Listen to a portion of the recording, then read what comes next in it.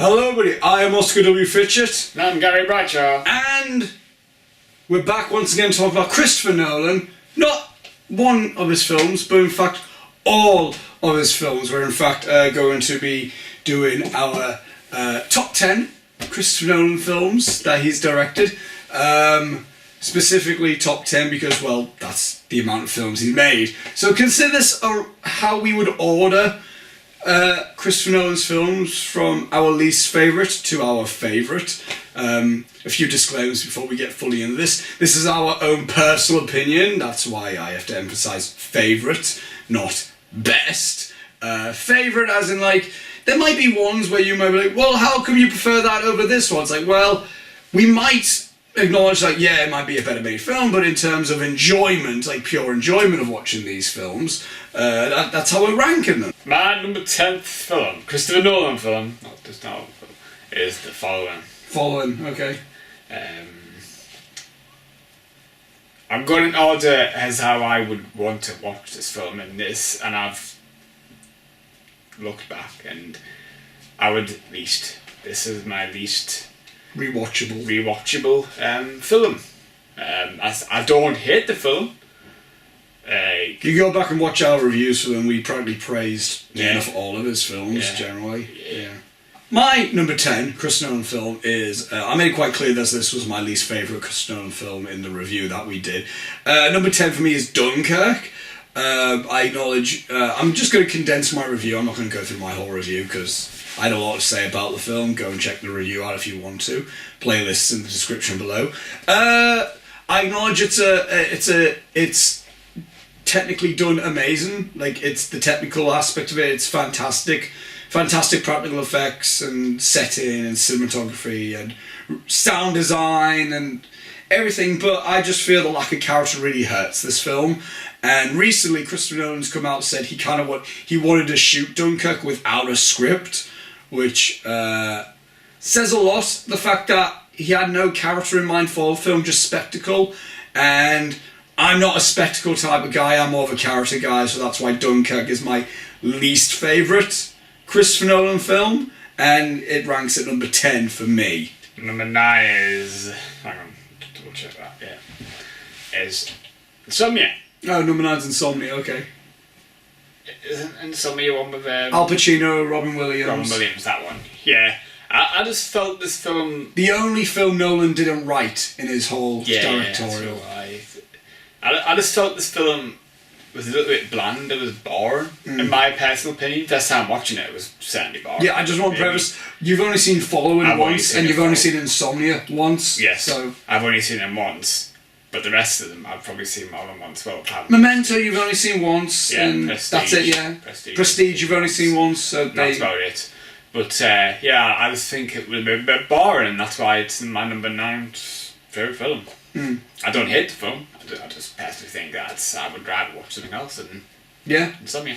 Yeah, my 9th in terms of ranking is Following, his very first film. Now this is where it gets a bit thingy, because from here on I don't necessarily have a bad thing to say about... I have negatives to say about all these films upwards, but unlike Dunkirk, with Dunkirk is the most meh I feel about a Nolan film, I don't feel meh about any of these other films. And Following, I think, is a very...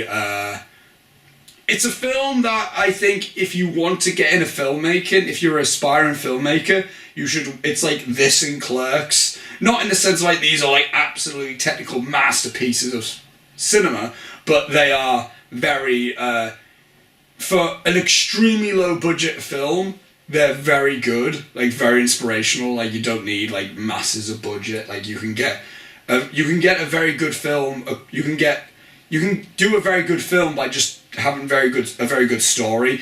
And the reason why this ranks pretty low on my list is because I've rewatched this a few times, but it's easy to rewatch. It's just over an hour long personally, so that's why I find it quite easy to just stick on and watch.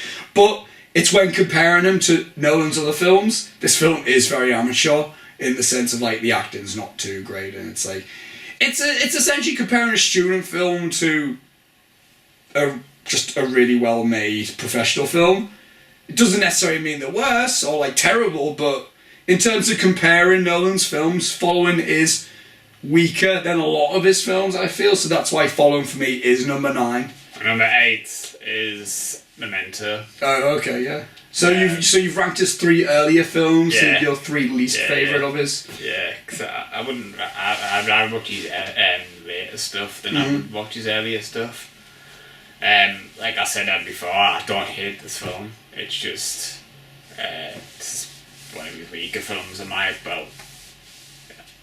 my opinion. Again, you've only seen this once. I've only seen this once, and I might love it next time round, but I've got no intention to watch this film again. Like Christopher Nolan always he always does things like as different as everybody else. Oh yeah, he's very unique, isn't he? And Memento is it's that basically. Yeah. No other director has probably ever pulled off a film like that. Yeah, it's a film that I think it came out and a lot of people try to replicate it. Like they tried to do the style and a lot of people failed in that style, in all honesty. My number 8 is Interstellar. Is how I rank Interstellar.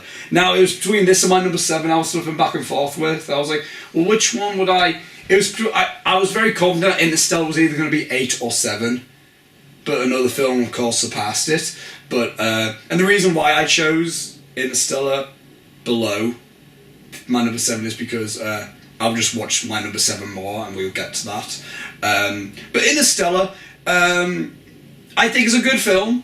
It's a good film on repeat viewing, and it's a good film when you think about it after viewing the film. It's good on a settled experience, I feel.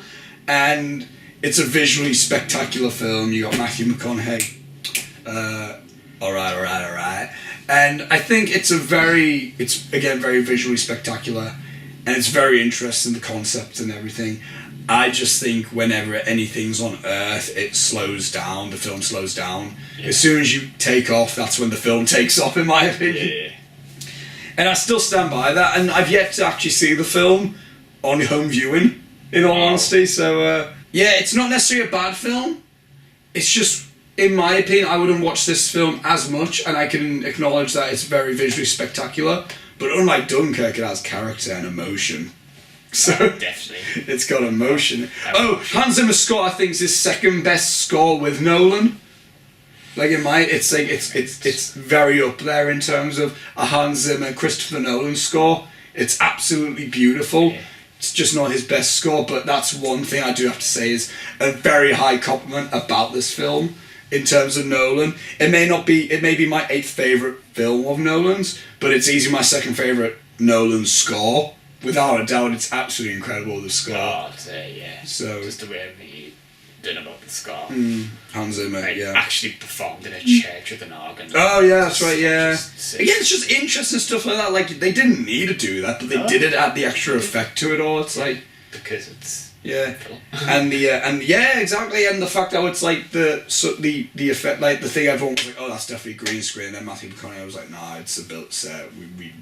I got harnessed and that was just all built. Everyone was like, are you sure about that? And he was like, no, yeah, definitely, that was all, like, it was all practical. And I remember watching the film, I was like, that's really good green screen, then find out it was built. I was like, oh my god, that's absolutely amazing. My number 7th favourite film is Batman Begins. Okay, yeah. Because, like I said before, again and again, I don't hate this film. I absolutely despise this film. Before I see this film again, I remember you didn't like it at all. I didn't like it, and I'm my least favourite. Well, at that point, it was probably my least favourite Nolan film. I remember you watched it. You watched Dark Knight Rises, then Batman Begins, and the first time you watched Batman Begins, we were in a Swindon hotel, and you were watching it on your portable DVD player. Yeah, that's right. So I didn't really have a good experience with it first time round, but second time round, I did have a good experience with it, and. Yeah, and I liked it, and I really liked the film, but it's not enough to love the film or to be on the top of my list. Like I said before, I'd rather watch something else than this film. Yeah. So that's why it's there. Yeah. My number 7, another Batman film, it's The Dark Knight Rises. This is the film that I was on about that I was debating which do I prefer, either Dark Knight Rises or Interstellar, and I went with Dark Knight Rises just because, even though people who've watched the Dark Knight Rises review, even though you may know that I, on this viewing, more recent viewing, I liked it less than I did the first few viewings, but I still, when I first watched The Dark Knight Rises, it's still with me, the fact that I watched that film 3 times in the cinema within the same year, and I loved it. Yeah, you haven't seen it in IMAX? Yeah, I saw it opening day. Oh, you've seen it in IMAX, I didn't. Yeah, it was great in IMAX. Yeah. We also saw Interstellar in IMAX, which is also excellent. But Dark Knight Rises, saw that. Again, repeat view, like more recent viewing, liked it a bit less, but when talking about the film, it's like I am a huge Batman fan, and there's a lot of things in there that pleases the Batman fan in me, so that stops it from being too low. Which I guess you can be like, oh, Batman fanboy, hey, that's a Superman shirt. You can be like, oh, you're Batman fanboy. It's like, again, when comparing Dark Knight Rises to Interstellar, it's a film where it's like, well, which one would I watch more? And I would watch Dark Knight Rises more personally. My number 6, right. You might not be shocked at this one. My number 6 is Dunkirk. Oh, I thought it would have been a little bit higher, actually. Did you think that? Maybe like 5 or 4 I would have guessed for you, I would maybe. have watched something else, to be honest. Yeah, okay. Like I said before, I don't hate this film. I think for a long time, this film actually had negatives. Like, this is the only... I don't think I actually came up with any negatives from the other films. Apart from this one, which was lack story. Sorry, Luster. I understand that you need to tell a story like Dunkirk in like an hour and something or minutes, but the other Dunkirk films actually do pull this type off, like And the Torment, for example, one with James McAvoy. And Keira Knightley, yeah. That was a good Dunkirk story. Well, that was only a scene, wasn't it? I don't think that was... I don't know. I haven't seen it. No. Neither have I. All I know is Dunkirk was in the film. I wanted to go see this film again, just because I wanted to see what it was really like. Because obviously I've hyped myself up too much going into this film. And I actually want to see it like as a film. And now you've seen it, so now I've seen it, and yeah, that's my number 6 film, Dunkirk. My 6th favourite film from Christopher Nolan, who's moved up significantly since doing this review series. For a while, it was my least favourite, and my number 6 is Insomnia. I've seen it 3 times now. I watched it once years ago, Insomnia. Watched the second time with you. Then I wanted to watch it again anyway with Sophie, because I was like, oh, you might like this film. And it actually does kind of get better when you kind of like look into it. And yeah, it's not a Christopher Nolan script, but I think it's still a very intelligent film in itself, and it's really well. It's one of these films where it's like, I think it's like one of Nolan's best acted films. Like easily, like definitely top 3 best acted films, because you got Pacino and Robin Williams, and even Hilary Swank. On my 3rd viewing, I've warmed to Hilary Swank since, because first viewing I didn't like her. Second viewing I was still a bit iffy on her. 3rd viewing I was like, you know what, she's good. I get it. I get her character. Like she's not over the top as such, as much as I thought she was. But yeah, it's nothing mind blowing. It's nothing really inventive. But it is a very good, intelligent crime mystery thriller, I think, with lots of cool twists and turns. And again, exceptional performances by Pacino and Robin Williams, like 2 of the greats in terms of acting. It's weird when you actually think about that. The fact Nolan's directed Al Pacino. Robin Williams. You don't think about that as such with this film. Like, you think about, because Nolan's directed good actors, but it's like when you think about, Chris Nolan, one of the best directors of the current generation, has directed, 2 great actors of past generations.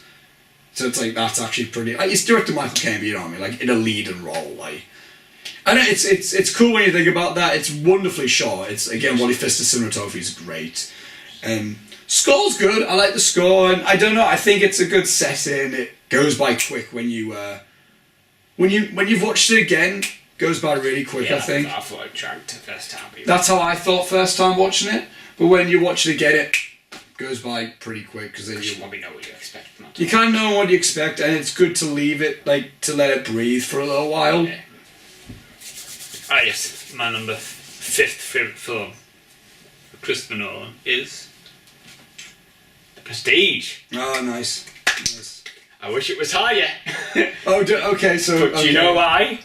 Because I prefer other films than The Prestige. Specifically formal, you prefer formal films. Oh, no, yeah. Yeah, you probably know what they are. Well, we know what the films are, it's just ranking, that's the thing. Ranking. I like Prestige because I like the mystery of things. When the full reveal came about, I was gobsmacked, basically. And that's why it's there. That's why it's my favourite film. Very underrated, like... Oh, definitely very underrated. Very underrated. Again, a lot of people do praise the hell out of the film, but it is one of these things where it's like, not many people talk about it as much as I feel they should. Not a lot of people talk about it. Everything about this film is great. It's got Michael Caine, Christine Bale... David Bowie. David Bowie. Is in this. You got Andy Serkis. Yeah. So I think it's already there with a big great cast greats. Oh yeah. So Hugh Jackman, Bale giving... Hugh Jackman, I forgot he was in this. Yeah. And Christian Bale, two of them giving excellent performances. Excellent performances. It's like this and Insomnia, I think, is his best acted film. Yeah, definitely. My number 5 is Batman Begins. Again, this film is relatively high up in my Christopher Nolan rankings because it's a very well made film, but I think above everything else, it's a very well done Batman film. It's one of the most well done Batman stories. Like, because I mean, you get The Dark Knight and The Dark Knight Rises. They've got Batman in them, but they're not necessarily Batman stories. Whereas Batman Begins, it's purely about Batman and like the journey and all that stuff. And it was the film that got Nolan recognised in the sense of like big mainstream attraction, and he saved a franchise basically. Definitely. You know, superhero films within the 2000s. You know, they started getting back up. You got X-Men into the year 2000. That got the X-Men like really like recognised. You got Spider-Man in 2002. That got Spider-Man well recognised. And then we had Batman Begins in 2005, and that got Batman back on the map. But above everything else, what Batman Begins did different than those two films I mentioned previously, it went above and beyond from just being a pure superhero film, and it just became a film about a character, and it became a film evaluating a character and the struggles of what the character of Bruce Wayne had to go through. And basically, you know, we get origin stories of Batman, but not like, we get kind of flashbacks, but this was like the first film where we had such a fleshed out story, like, oh, this is exactly what he did after his parents died, and he did this, and he travelled back, and all that stuff. And it was cool to see, you know, the League of Assassins, League of Shadows in this film, like with Ra's al Ghul being implemented. It's good stuff for a Batman fan, but it's a very well done character piece as well. And number 4 is Inception. Oh wow, okay. Like I said before, again, I don't know, so I think it's one of these well-made films. Everything about this film is fantastic, in the soundtrack, to the cinematography, to the acting, to the story. Everything is good about this film. And I wish it was higher again, but obviously I've got other films. For 3 more films? I prefer 3 more films. Well, I know what they are now, but you probably I'm are, curious which order they are. You're curious which order. Well, you have to find out. Oh, in a bit. In a bit. My top 4 now are films that I love. Every single one of them. Like, absolutely adore all 4 of these films. I could rewatch these films constantly. I never get bored. These are like, what? The fact that Nolan's been able to make 4 films, I can say that about. Many directors can't even say they've done one film where you can just really watch it constantly and you find very little wrong with it. And Nolan's done 4 of those, and my 4th favourite is Memento. Yes, it is a film that I think is such rewatchable. I remember watching it once years ago, watching it for a second time. Again, I've only seen this film 3 times, and I said it when we did our review when I only watched it a second time. Again, I showed Sophie it when I watched it for the 3rd time, and you're like this. And But I said it in our review. I was like, I don't know why I don't watch this film more. It's literally, for me personally, it's one of these films where I'm like, why don't I watch this film more regularly? Why isn't it one of these films that I put in like on the reg, like every month or so? It is. It's a film that revolutionized the non-linear storytelling, and without the non-linear storytelling aspect of it, this film wouldn't be as impactful as it is. And the fact that this was Christopher Nolan's second film that he ever made is absolutely mental. That is what he came out with in terms of like, here's my second film ever. My first film ever, you know guys, my first film ever was this small thing called Following that people seem to like on the indie circuit. Now it is Memento with just a lot more just insanely great storytelling. And it is essentially three characters. Like there are more characters, but there's essentially only three characters, very small cast. And it's a very small story in the sense of like one man wants to find out who raped and killed his wife. And very small scale, very powerful and very just interesting storytelling. Unlike Dunkirk, which is a very big spectacle but about no one. Now people might hate me for this one, but my third favourite film of Christopher Nolan is The Dark Knight. Just The Dark Knight. Okay. I knew it would be, but like... which one I've been saying about the other one. Mm-hmm. But The Dark Knight. I don't hate this film. I don't. Evidently it's your third favourite Nolan film. So, yeah, it's my favourite. My third favourite film. It's definitely more better than The Batman Begins, I feel. It's because it's more realistic. That's probably why.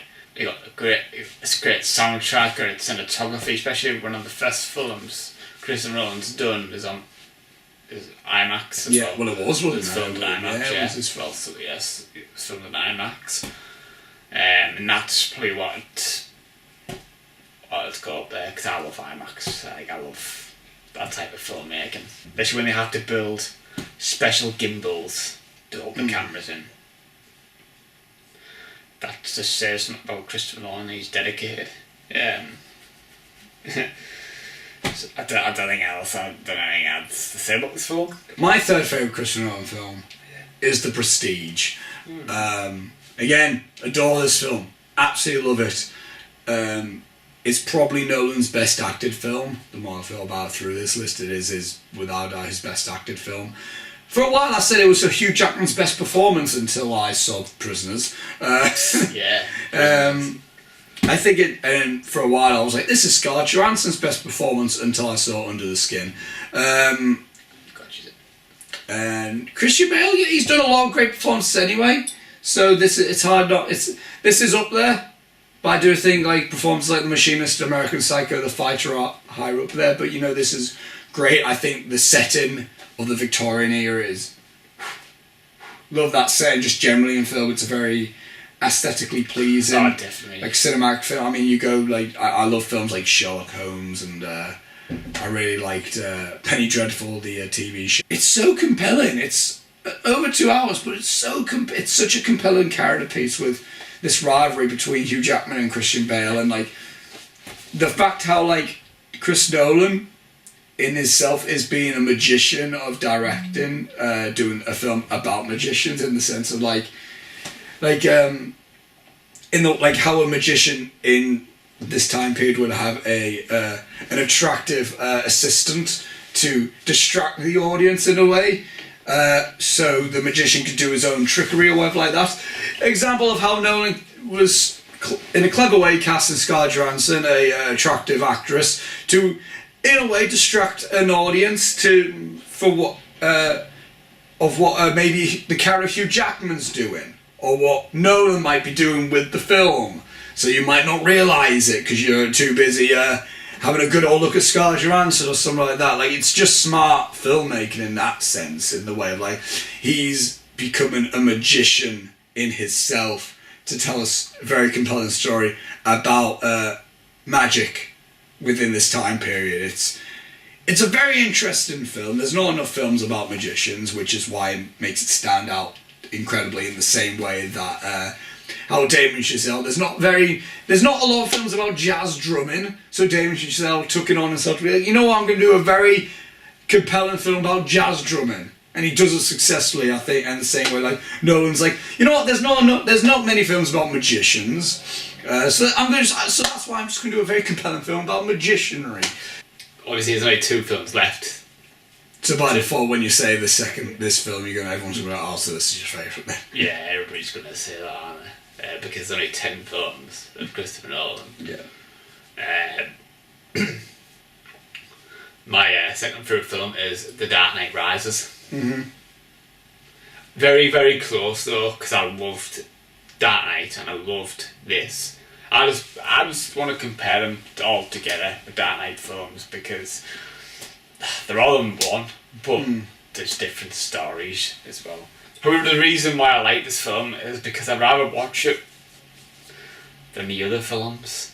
It's more realistic in a sense as well. Like, it's a real location. You got a major city, and it's filmed beautifully. Tom Hardy. Yeah, Bane. Is Bane. He was fantastic as well. And Hathaway's Catwoman, who was great as well. And Hathaway, Christian Bale as the Batman again. Yeah. Even Michael Caine. Michael Caine. I think his best performance is Alfred, probably. Definitely. Off he goes with his quotes of life again. I failed you, Master Wayne! I buried enough Wayne in the name of the Wayne family. Now, on my second favourite Nolan films, I was very torn with these ones. I know. When I was actually, because my number one for a while, I've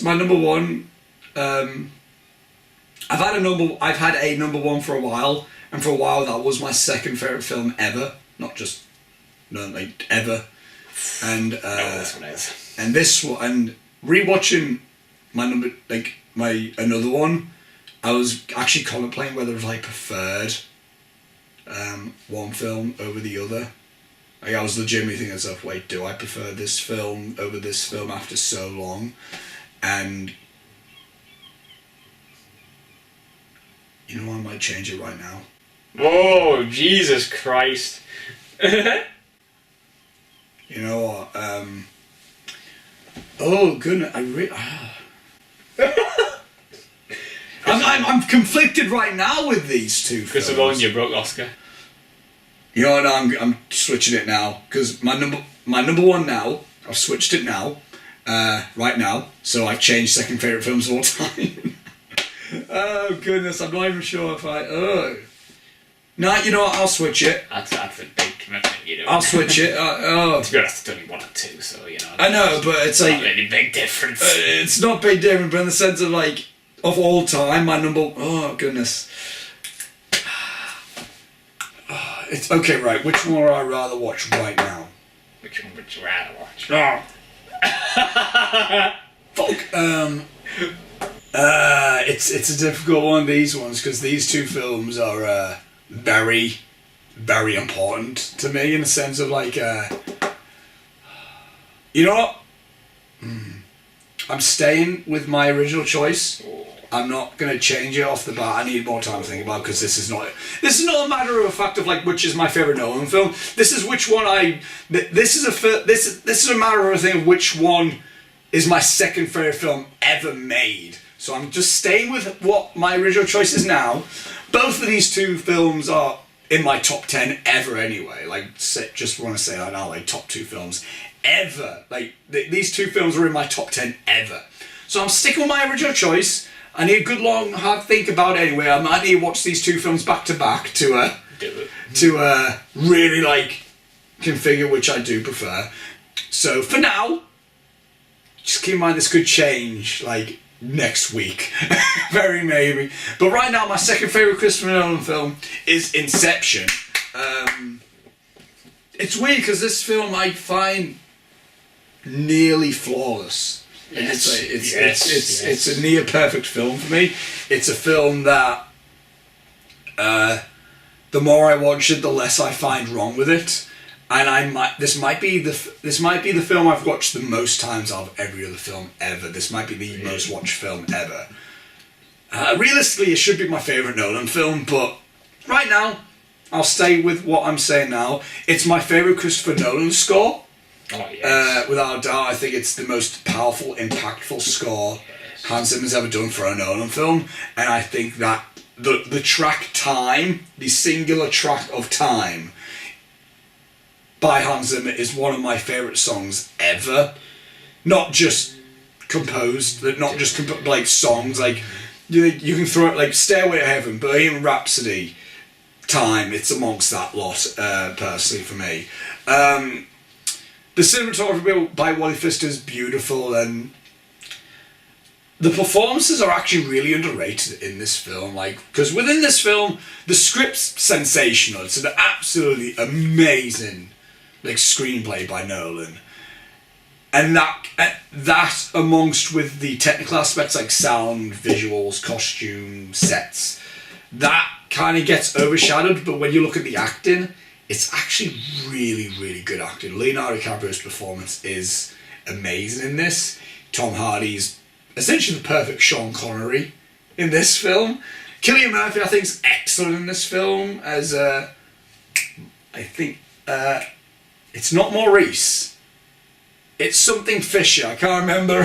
Maurice is his dad's name, but he's great in it. Fisher, yeah. In my opinion, for a film to be a mainstream success, for a film to be totally original, like not based off a singular thing, totally, absolutely original, with a really original concept of infiltrating dreams, which is kind of simple when you think about it, but the fact that it's done like this, yeah. It's simple when people think about it, but there's really been not many films about dreams and subconscious.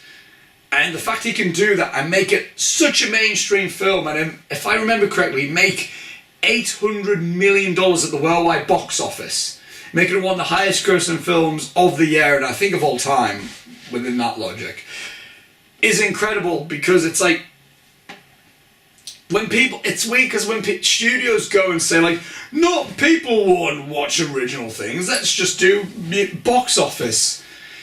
If you have a purely like sequels and remakes, this is not a sequel, this is not a remake, it's not going to be a sequel, it's probably going to get remade. I don't want that. Maybe in a few years it's probably going to get remade, but it doesn't need to be, because it's absolutely perfect as it is, in my opinion. As of right now, my number 2 is Inception. I might regret it in like a week or two time, but if I do, I'll make a separate video to say that I changed my mind. Yeah, maybe a during podcast. Maybe. So yeah, my number 2 is Inception. Gary, what's your favourite Christopher Nolan film? You probably know already, because that's the only film I've been missing out of this collection. It's probably my number first favourite Nolan film is one of the best space films, in my opinion. I know there's some good space films out there, but it's Interstellar. Mm-hmm. The reason why it's Interstellar, because no matter how many times I watch it, it's still there. It made me cry twice. Like, maybe even more times, to be honest. I don't even know. Cause I seen it when it first got released. Yeah. In a normal view cinema, like a normal cinema. Standard cinema. Then we seen it in IMAX again, and again it made me cry again after the second time watching it. And I absolutely hate when films do that to me, because when I'm crying, my eyes water up, and I don't really want to start rubbing my eyes, because like, he's crying out of film here. I think he's a bit of a softie. But I don't want to do that, and that's what made me do it. Into stuff, out of all things. And everything. It's one of the best soundtracks I've heard in a Christopher Nolan. One of the best. Great. It's amazing. It's an amazing score. It's one of the best. I'm not saying it's the best, because there's other films such as Inception. Died. Dark Knight has a good score.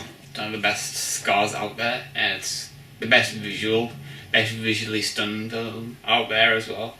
Especially with the space scenes and the flipping the wormhole and the planet scenes. The cast, like got Matthew McConaughey. Anne Hathaway. It was okay, and then it was good. It was fine. Jessica Chastain, it was good. You got Michael Caine, who kind of just had a bit of a... Casey Affleck. Yeah, he's in it, yeah. I don't forget he's in that. Yeah. And you get another actor who was... It was a bit of a spoiler if we say it. So yeah, but we don't want to say that because we're not a spoiler channel. Well, we can be, but... It can be, but...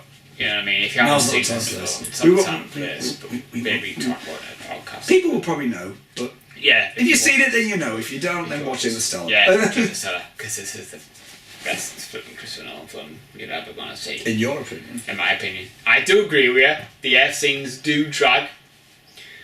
But I did want to... when we were in space, I did want to follow the story again on the Earth, because obviously... Those do, like, get cut well. I'm fine with that. It's just when we start off on Earth, I think it's a bit of a slow start.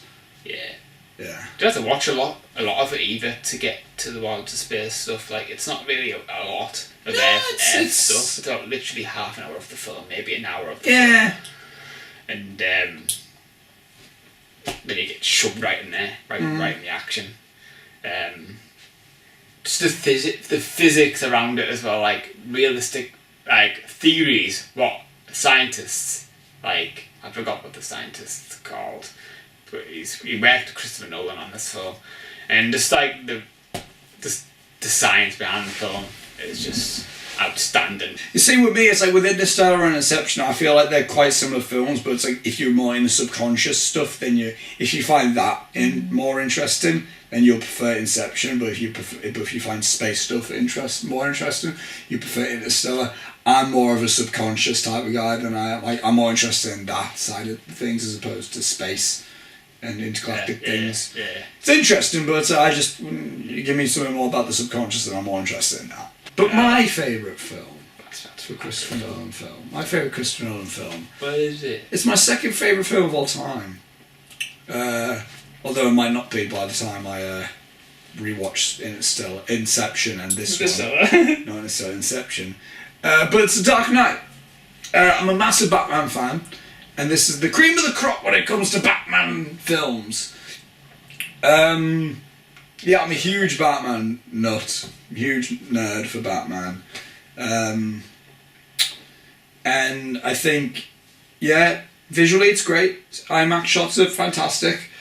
I love if you give me a Batman film with the story of Two-Face in, I'm gonna be in for it. We haven't had a lot of cinematic Batman films with Two-Face. No, not really, not at all. Like not the origin of Two-Face. It would be a disservice to this film if you don't talk about how great Heath Ledger's portrayal as the Joker is. He reinvented and revolutionised a supervillain in the way of the Joker, where at the end, yes, as much as I love Batman, we all have to admit, at the core of the Joker, though, is just a bad clown. That's all the Joker is, to a sense, is just a villainous clown.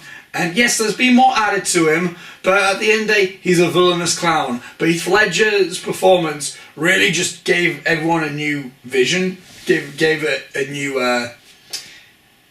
Everyone started looking at the Joker a lot more differently since Heath Ledger's portrayal. Definitely. I always thought he was a really good villain due to the animated series, thanks to Mark Hamill's portrayal. And some people would say Jack Nicholson, they really liked his performance. But it wasn't until Heath Ledger's Academy Award winning performance did people start looking at the Joker as one of the best villains ever. Which just the way he took the role as well, like the fact that he essentially created the Joker himself, like that specific character, like the way, like it's amazing. It's amazing directing. It's a film that I could rewatch very regularly. I love The Dark Knight. I love a lot of his films. I love Nolan's. Well, as I said, my top four are those four films are films I would definitely rewatch very regularly. Yeah. You know what, right now, if you want to just kind of combine The Dark Knight and Inception, as a combined number one right now if you want to. 2 seconds, I've got a phone call. Hello. Hiya, signing up if you're recording. So guys, that is our how we would rank every Christopher Nolan film. Yes. We've enjoyed talking about Christopher Nolan, haven't we? I enjoyed Christopher Nolan. It's probably... I'm absolutely happy that I've seen all these films. And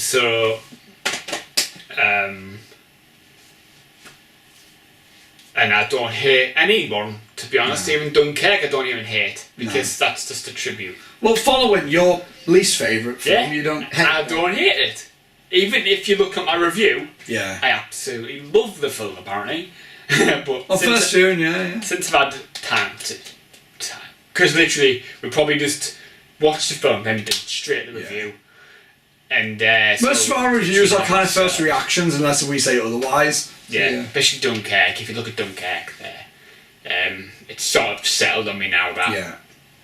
I actually do prefer other films Yeah. than this. What are your guys' favourite Christopher Nolan films? Let us know in the comments. And Gary, The comments. what's in the description? In the description, you find all the links to our Facebook, Twitter, Instagram, Letterboxd, even my Letterboxd now, even though I don't post as much, but it's because I don't watch the films as I would on Letterboxd. But I think the last one was Dunkirk I'll put on. Thank you guys for watching this video. And until next time, we shall see you later and goodbye. Goodbye.